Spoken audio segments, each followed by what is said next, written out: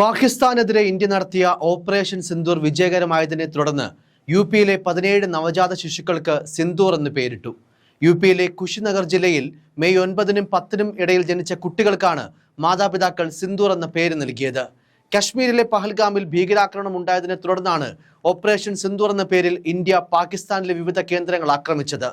പഹൽഗാമിലെ ആക്രമണത്തിന് സൈന്യം തിരിച്ചടി നൽകി 2 ദിവസം കഴിഞ്ഞാണ് എന്റെ കുട്ടി ജനിച്ചത്.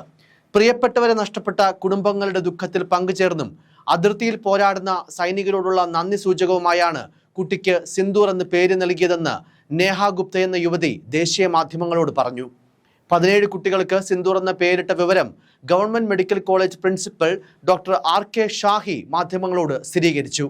ഓപ്പറേഷൻ സിന്ദൂർ ത്യാഗത്തിന്റെയും ദേശീയ ഐക്യത്തിന്റെയും പ്രതിരൂപമാണെന്ന് അദ്ദേഹം പറഞ്ഞു.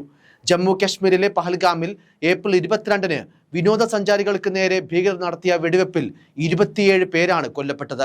കൊച്ചി ഇടപ്പള്ളി മങ്ങാട്ട് റോഡിൽ N രാമചന്ദ്രനാണ് കൊല്ലപ്പെട്ട മലയാളി. കർണാടക, തമിഴ്നാട്, മഹാരാഷ്ട്ര, ഒഡീഷ തുടങ്ങി വിവിധ സംസ്ഥാനങ്ങളിൽ നിന്നുള്ളവരും UAE, നേപ്പാൾ സ്വദേശികളും കൊല്ലപ്പെട്ടവരിൽ ഉൾപ്പെടുന്നുണ്ട്. 20 പേർക്ക് പരിക്കേറ്റു. കൊച്ചിയിൽ നാവികസേന ഉദ്യോഗസ്ഥനായ ഹരിയാന സ്വദേശി വിനയ് നർവളും തെലങ്കാന സ്വദേശിയായ ഇന്റലിജൻസ് ബ്യൂറോ ഓഫീസർ മനീഷ് രഞ്ജനും ആക്രമണത്തിൽ കൊല്ലപ്പെട്ടിരുന്നു. ഏപ്രിൽ 16-ന് വിവാഹിതനായ വിനയ് നർവളിന്റെ മധുവിധി യാത്രയായിരുന്നു ദുരന്തത്തിൽ കലാശിച്ചത്.